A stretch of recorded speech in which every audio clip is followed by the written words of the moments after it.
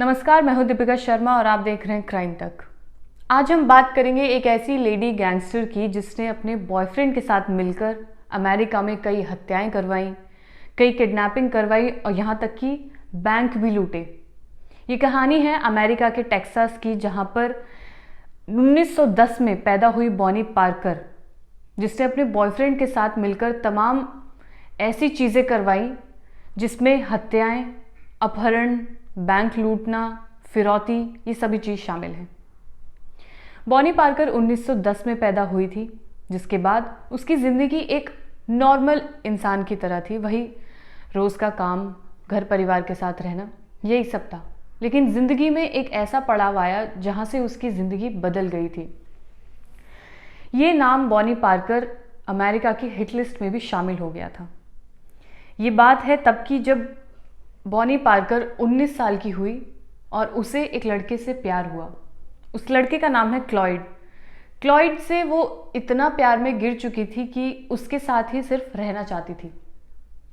और इन दोनों की कहानी इतनी दिलचस्प है कि इनके ऊपर एक फिल्म भी बनाई गई है। तो जब दोनों को प्यार हुआ, ये पता होने के बावजूद कि क्लॉयड एक मर्डरर है, उसके बाद दोनों ने शादी की। शायद बॉनी पार्कर अपनी ज़िंदगी में कुछ एडवेंचरस करना चाह रही थी, या वो कुछ ऐसा ढूंढ रही थी जो आम जिंदगी से थोड़ा अलग हो, और वैसा ही उसने किया। तो जब 19 साल की उम्र में इसकी शादी हुई तो क्लॉयड पर बैंक लूटने के आरोप थे, हत्या के आरोप थे, किडनैपिंग के आरोप थे। ये तमाम तरीके की चीज़ें वो कर चुका था तब तक। उसके बाद भी दोनों साथ रहे। क्लॉयड को पुलिस ने अरेस्ट कर लिया था क्योंकि उस पर तमाम तरीके के आरोप थे और पुलिस उसके काफ़ी टाइम से पीछे पड़ी हुई थी। तो क्लॉयड को अरेस्ट किया गया। उसके बाद क्लॉयड जेल से भाग गया था। पुलिस ने उसे दोबारा फिर अरेस्ट किया, लेकिन उसके बाद 1932 में क्लॉयड पेरोल पर रिहा हो गया। रिहा होने के बाद, क्योंकि उसकी पत्नी थी बॉनी पार्कर, वो दोनों साथ में रहे। फिर उन्होंने अपना एक गैंग बनाया। गैंग बनाने के बाद उसमें बॉनी का भाई भी मौजूद था और एक शार्प शूटर भी मौजूद था। क्योंकि ऐसे ही कई चीज़ें उन्हें करनी थी, जैसे किडनैपिंग हुई, तो वो इन्हीं चीज़ों के ज़रिए की जा सकती है। तो ये एक फैमिली बिजनेस बन गया था। हत्या और रॉबरी के आरोप में ये गैंग बहुत ज़्यादा फेमस हो चुका था। अमेरिका की पुलिस इस गैंग के पीछे थी, क्योंकि आए दिन वहाँ पर मर्डर्स होने लगे थे, बैंक में रॉबरीज होने लगी थी। तो पुलिस काफ़ी टाइम से इन लोगों के पीछे थी। अब जब बॉनी 23 साल की हुई और उसका पति यानी कि क्लॉयड 25 साल का था, तो दोनों ने गैंग बनाया। गैंग में कई लोग शामिल थे। उसके बाद दिन दहाड़े हत्या करना, बैंक लूटना, किडनैपिंग कराना, फिरौती करना, डराना, धमकाना, इन तमाम चीज़ों को इन्होंने अपनी रोज़ाना ज़िंदगी में एक तरह से कहें तो बहुत आम बात हो गई थी उनके लिए। तो वो चीज़ ये लोग करने लगे थे। भाई भी शामिल था, सब लोग थे। अब इन्होंने ऐसा किया कि इनका जो मेन निशाना था वो पुलिस कर्मी हुआ करते थे। पुलिस को ये लोग ढूंढते थे और उनकी हत्या करते थे। इसके बाद इनके ऊपर 13 से ज़्यादा हत्याओं के आरोप हैं। 13 तो सिर्फ उतनी हैं जो काउंट की गई है, उससे ज़्यादा भी है। इस चीज़ के बाद FBI की ये नज़र में आ चुके थे और इन लोगों को वो जल्द से जल्द पकड़ना चाहते थे, लेकिन पकड़ में आ नहीं पा रहे थे, क्योंकि दिमाग तो ये भी खूब तेज़ चला रहे थे। और जाहिर सी बात है, जब इतनी चीज़ें कर चुके हैं तो दिमाग भी बहुत शातिर हो जाता है। अब 1934 में ये गैंग था जिसमें बॉनी पार्कर, क्लॉयड, उसका भाई और एक शार्प शूटर और तमाम कई लोग भी थे जो शामिल हो चुके थे। अब ये गैंग हिट लिस्ट में आ चुका था। पुलिस बस कुछ भी करके इन लोगों को पकड़ना चाहती थी।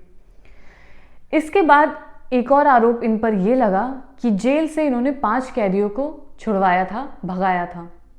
अब उन 5 कैदियों को भगाने के लिए कम से कम 3 पुलिसकर्मियों की इन लोगों ने हत्या की थी।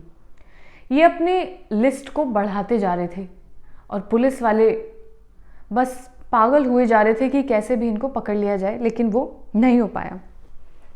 फिर अंत में आके पुलिस को एक इनपुट मिला कि ये जो कपल है वो कहीं जा रहा है, मतलब अपनी जगह से कहीं और जा रहा है, तो रास्ते में ही क्यों ना इन्हें घेरा जाए। अब जब ये इनपुट पुलिस वालों को मिला तो उन्होंने अपनी तमाम टीमों को सतर्क कर दिया। सतर्क करने के बाद जो एक कपल की कार थी वो एक जगह पर इन्होंने घेर ली। अब वहाँ पहुंचकर दोनों के बीच में एनकाउंटर हुआ, पुलिस वालों की तरफ से गोलियां चली। ये तो आरोपी थे ही, तो इनके लिए गोली चलाना कोई छोटी बात, तो कोई बड़ी बात नहीं थी। इन्होंने भी गोलियां चलाई, दोनों तरफ से गोलियों की बारिश हो रही थी, लेकिन पुलिस ने ये जंग जीत ली। पुलिस की गोली जो थी वो इन दोनों को लगी, दोनों के लगने के बाद इन दोनों की मौत हो गई।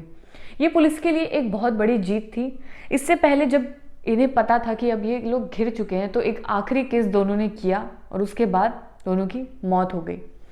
तो ये एक बहुत बड़ी जीत थी अमेरिकन पुलिस के लिए, क्योंकि ये एक ऐसा गैंग था जिसके लिए हत्याएं करना, किडनैपिंग करना एक शौक वाली चीज़ बन गई थी। वो उन लोगों के लिए एक, यूँ कहें कि एक टाइम पास हो चुका था कि ज़िंदगी में शायद यही चीज़ करके वो एडवेंचरस बनना चाह रहे थे।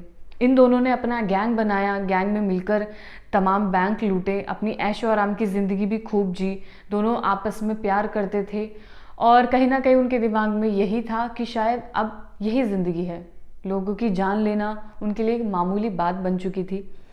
फिर ये लेडी गैंगस्टर इतनी फेमस हो गई, इसने बॉयफ्रेंड के साथ मिलकर इतनी हत्याएं करवाई, तो इस पर मूवी भी बनी और ऐसी तमाम तरीके की चीज़ें इन लोगों ने की कि जो अमेरिका की जो जनता थी, जो वहाँ पर उस समय की बात है पहले की, कि इन लोगों से खौफ खा बैठी थी। क्योंकि मज़े के लिए जब आप लोगों की हत्याएं करते हैं तो ये पता नहीं होता कि शायद अगला शिकार आप हो।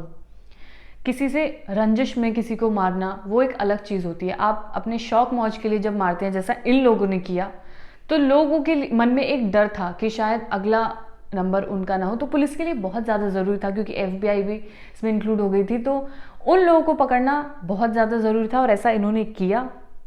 और जब इनपुट मिला, इन दोनों को घेरा गया, इनकी कार को घेरा गया, एनकाउंटर हुआ और उसमें इन लोगों की मौत हुई और पुलिस की जीत हुई।